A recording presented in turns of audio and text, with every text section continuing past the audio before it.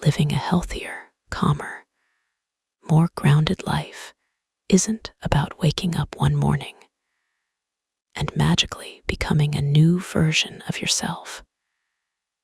It's about building small agreements with your mind, your body, and your inner energy. And if there is one journey that reveals this truth in a raw, powerful, almost startling way, it's the famous 75-day hard challenge. Many people requested this topic on the channel, and I'm happy you're here with me today, taking a deep breath and opening yourself to learning from someone who lived it day by day, emotion by emotion. Think of this as a cup of warm tea for your routine. I'll walk you through the experience, the lessons, the neuroscience behind the process, and the inner shifts that happen when we give our brain a break from constant stimulation and gently guide it back to balance. The 75-day hard challenge became popular abroad. The original version demands 2 workouts a day, strict eating, no alcohol, a gallon of water, and daily reading. But I want to begin with something important. Any challenge, no matter how rigid or trendy, needs to be shaped around your life, your health, and your reality. You are a whole human being, not a robot running someone else's protocol. My version was adapted because my schedule wouldn't allow 2 daily workouts. My hydration limit is around 3 liters, and my profession involves emotional presence, attention, and long hours with clients. So I built a version that honored my capacity without breaking my spirit. That's one of the most important truths I want to pass on today. Consistency needs compassion to survive. When I started the challenge, I made a decision to track everything. Every day I wrote down how I felt, especially noting my irritability on a scale from 0 to 10. My rule was simple. If my irritability ever passed 8.5, the challenge was over. This wasn't about quitting. It was about emotional responsibility. Cutting dopamine-heavy habits like alcohol, junk food, hyper-processed snacks, or beloved weekly rituals can make your brain feel deprived. And when the brain feels deprived, your patience shrinks. It's easy to fall into irritability, impulsive behavior, or emotional spirals. I wanted to honor my well-being, not damage it in the name of discipline. And yes, I cut things I used to love. For example, every Wednesday I had my ritual, a delicious burger with an IPA after work. It wasn't just food. It was a pause in my week, a celebration, a comfort. Removing that was uncomfortable at first, almost like losing a tiny piece of joy. But I kept going, noticing how craving slowly turned into neutrality. That shift from I need this to I don't miss this is a beautiful reminder that the brain adapts to what you reinforce consistently. The challenge involved 45 minutes of exercise every day. Some days it felt easy. Others felt like climbing a mountain with fog in front of my eyes. But here's the thing. Movement is medicine. When you move your body daily, even without intensity, you anchor your mind and lower your stress.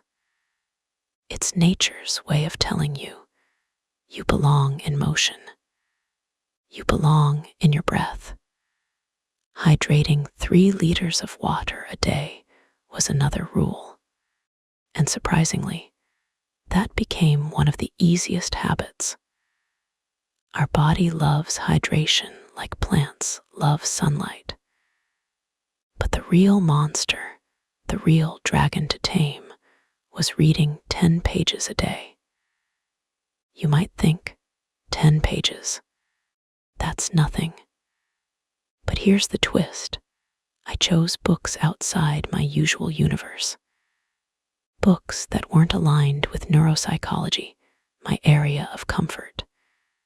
That made the task significantly harder. Our brain resists what feels unfamiliar. It resists stepping into rooms without easy light. So reading became the most draining part of the challenge, even though it seems like the smallest task on paper. The trick that made reading doable was linking it to a habit I already had. After breakfast, I read. Breakfast became the cue that activated the behavior. That's how habits truly form. Cue, action, reward. Around day 12, something magical happened. I didn't just remember to read.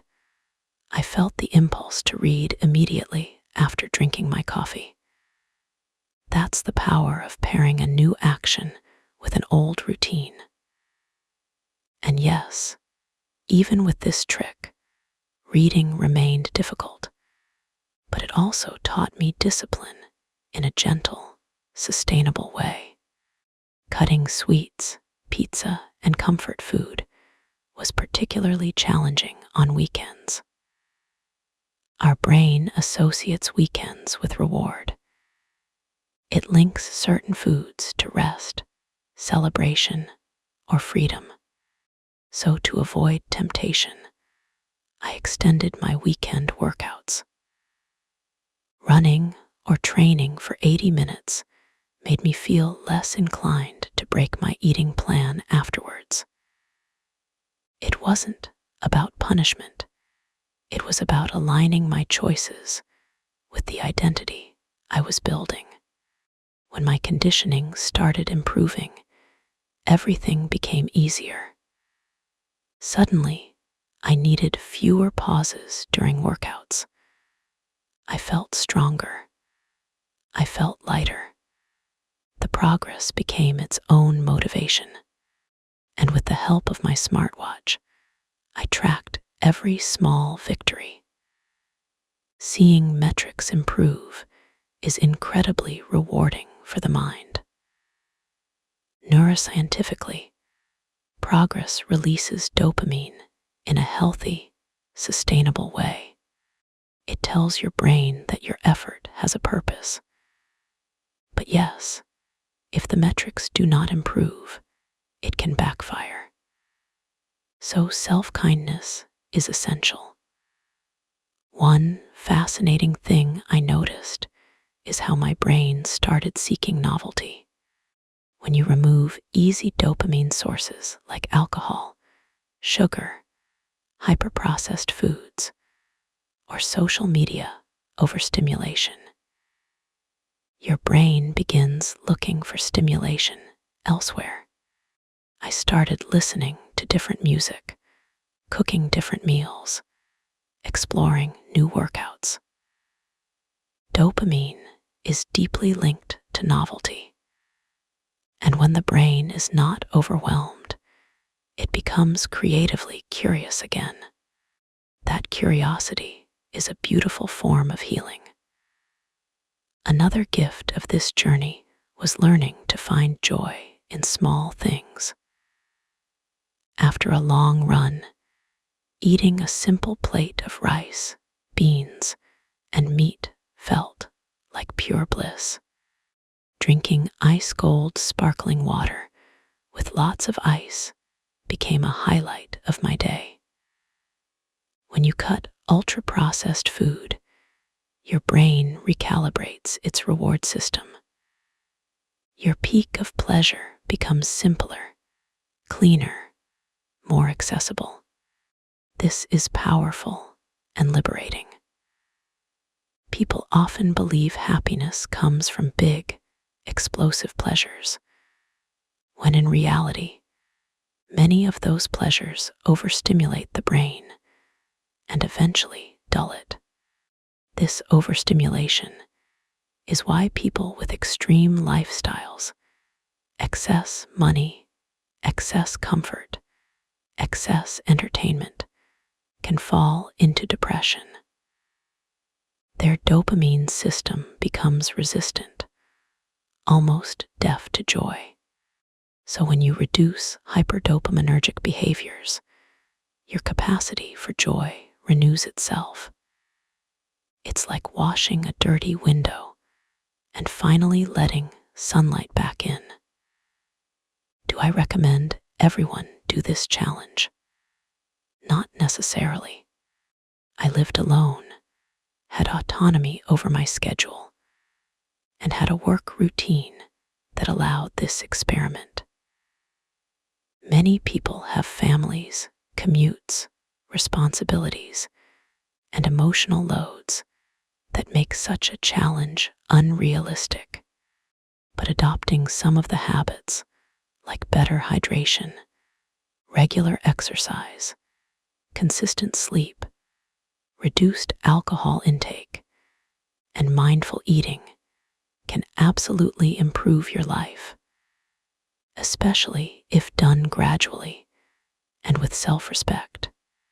One essential habit everyone should embrace is keeping a consistent sleep schedule.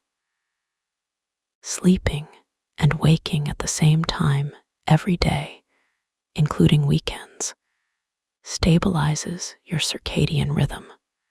When people sleep 8 hours but wake up at 10 a.m., they often create something called social jet lag. Then, when they need to wake up at 7 a.m. for an important commitment, their brain struggles, reaction time drops, attention suffers, and cognitive performance weakens. Your brain thrives on rhythm. Protect your rhythm like a sacred boundary. During the challenge, my sleep improved tremendously. Better food, no alcohol, more water, and consistent exercise formed a chain reaction. Sleep improved, emotional regulation improved, patience improved, focus improved. Improving one habit often elevates several others. These are called keystone habits, habits that transform your life indirectly. Today, after completing the challenge, I don't maintain every single rule, but many stayed with me. I still exercise daily. I still hydrate well. I barely drink alcohol. I still wake up at the same time every day. And no, I still haven't had that burger yet. Maybe soon. Maybe as a celebration, not as a crutch. And if I do, I promise to tell you the whole story. What does this journey teach us? That giving your brain a break from overstimulation recalibrates your joy. It teaches you to feel pleasure again with simple moments. It teaches you to slow down. It teaches you that life doesn't need to be an endless chase for intense rewards.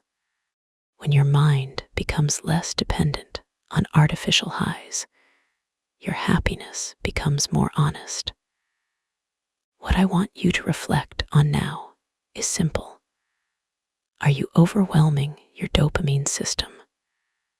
Are you giving yourself too many artificial peaks? Sometimes a hedonistic life becomes an anesthetized life. pleasure stops feeling like pleasure. And the path back to enjoying life can be as gentle as drinking more water, sleeping better, moving your body, reading a little more, and breathing a little deeper. And most importantly, always consult professionals, nutritionists, psychologists, doctors, because every journey must honor your health first. I hope these reflections bring clarity to your path. I hope they open a door inside you, and I hope you remember that caring for yourself is not a punishment. It's an invitation to rediscover who you are beneath the noise. See you in the next chapter of your growth.